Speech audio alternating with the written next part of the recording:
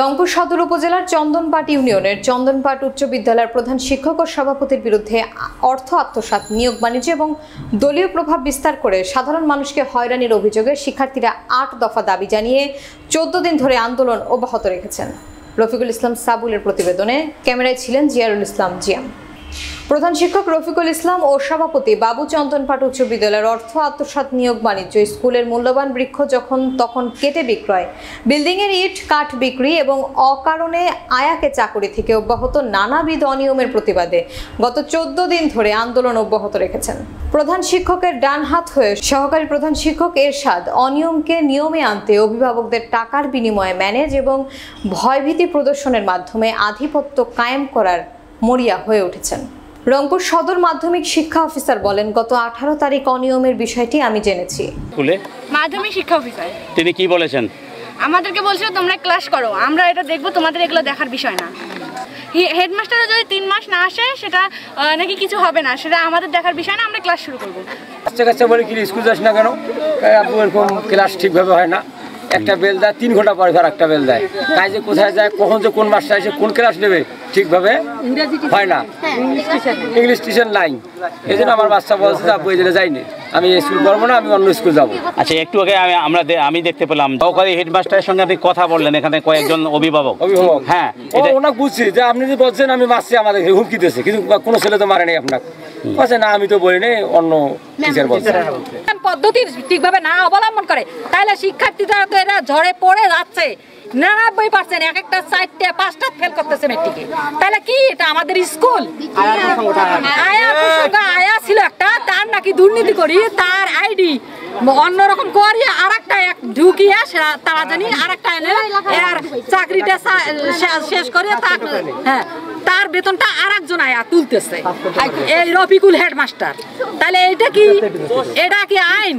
কিন্তু নতুন বিল্ডিং এর পর দেখা গেল কিছু খুঁড়ছে, ব্যাস করার অর্ধেক করছে, অর্ধেক করেনি, এই অবস্থায় আছে। কিন্তু ওই বিল্ডিং এর ইট কাঠ রড সম্পূর্ণ বিক্রি করে আত্মসাৎ করছে সভাপতি এবং হেডমাস্টার, আর তার সহযোগিতা ছিল আধার আর ইমরান সহকারী শিক্ষক। কিন্তু তাই নয়, স্কুলে একটা পুকুর আছে, যে পুকুরে বছরে কমপক্ষে লক্ষাধিক টাকা আয় আসতো, সেটা প্রতি বছর লিজ দেওয়া হয়। শুনে যে 45,000 টাকা, আমরা যখন ডাকতে যাই তখন শোনা যায় ওখানে 65,000 টাকা করছে, পরে দেখা যায় ওখানে 15,000 টাকা লিজ দেওয়া হয়। কেন এই দুর্নীতি হয়? হচ্ছে আজব স্কুলের আজব মানে কাহিনী নিয়ে বিস্তার করছে এই স্কুলের মানে যে গল্প। এখানে কোনো না আছে ছাত্রী, না আছে ছাত্র, না আছে শিক্ষকের সঙ্গে ছাত্র এবং ছাত্রীর সমন্বয়, মানে একটা কীরকম মানে বিভৎস স্কুলের মানে চিত্র ফুটে উঠেছে এখানে। আমার কাছে একটা বিষয় খারাপ লাগলো সেটা হলো যেখানে দুর্নীতির বিষয়টা মানে স্পষ্ট হয়েছে, সেখানে শিক্ষা অফিসার এসে মানে ছাত্রদেরকে তাদের আন্দোলন থেকে নিবৃত্ত করতে চেয়েছেন।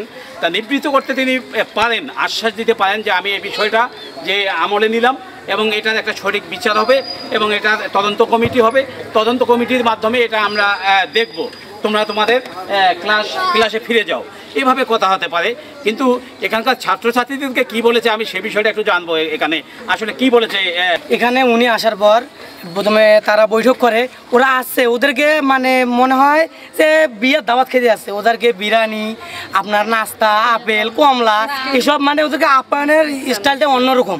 উনি বলে একটা হেডমাস্টার যদি 3 মাস না আসে আপনারা কিছু করতে পারবেন, আমাদেরকে উল্টা হুমকি উনি দেয় যে 1 মাস যদি 3 মাস যদি উনি আসতে আমাদেরকে বলে আপনারা কিছু করতে পারবেন, শিক্ষার্থীদের উনি এই হুমকিটা দিতেছে।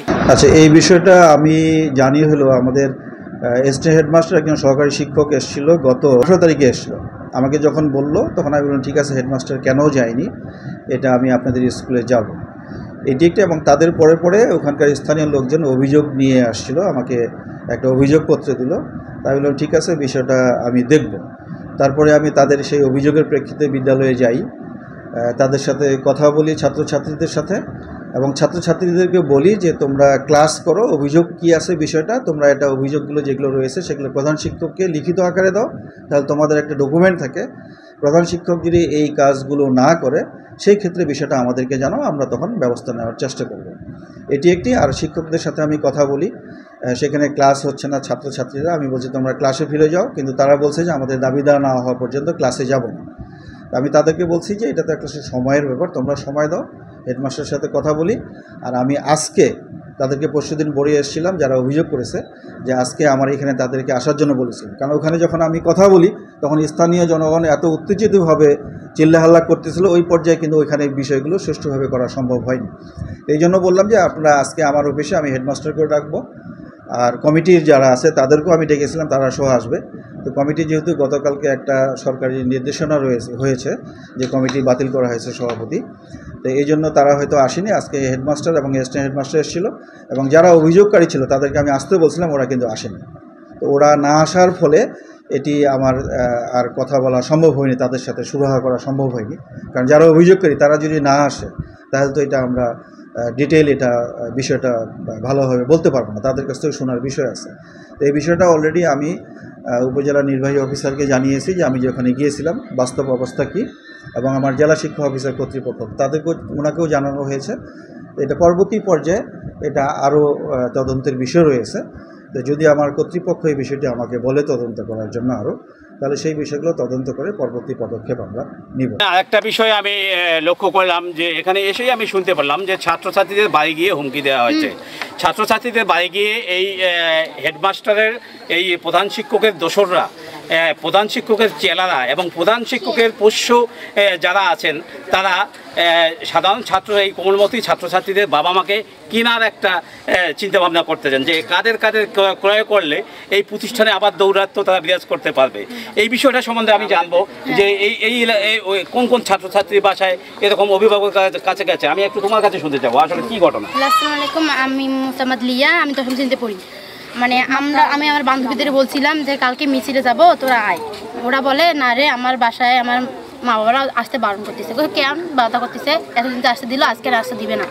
কইলো আমার বাসায় হেড স্যার আসিয়ে, হেড স্যারের মানে অনেক কয়েকজন লোক আসি আমাকে বলে যাইতে বাধা করে, কয় না আমার অবস্থা খারাপ করে দিবে রে, পরীক্ষা ফর্ম ফিল আপ করতে দিবে না। তাহলে যে বিষয়টা এখানে মানে প্রতীয়মান হয় সেটা হচ্ছে যে এদের একটা আবার সিন্ডিকেট তৈরি হয়েছে, যে সিন্ডিকেটটা মাঠে কাজ করতেছে এবং মাঠের পরিবেশকে মানে গোছাই নিয়ে এই কোমলমতি ছাত্রছাত্রীরা যে আন্দোলন, এই দুর্নীতির বিরুদ্ধে আন্দোলন তৈরি করেছিল সেটাকে মানে দাবিয়ে দেওয়ার একটা প্রয়াস এবং চেষ্টা চলছে। এই অভিভাবকরা আছে, আমরা একটু অভিভাবকদের দেখাই। পুরো অভিভাবকদের সবাই আছেন, তারা আন্দোলনের জন্য আন্দোলন করে যাচ্ছেন, দুর্নীতির মানে বিরুদ্ধে আন্দোলন করতেছেন। কিন্তু এখানে অনেকেই দেখা যায় যে অনেক অভিভাবক আছে টাকার কাছে বিক্রি হয়ে যায়। এখন বিক্রি হয়ে গিয়ে যদি আন্দোলন স্থগিত হয়ে যায় এখানে আমাদের কিছু করার থাকবে না। নতুন বাংলাদেশে নতুন আমেজে নতুন চেতনায় উদ্বুদ্ধ এই ছাত্রছাত্রীদের হাতে মানে ছাত্রছাত্রী এবং ইন্টারিম গভর্নমেন্ট এই বিষয়টা মানে খুব জটিলভাবে দেখবেন। রফিকুল হোসেন সাবুল, চন্দ্রপাট, রাজধানী টিভি, রংপুর।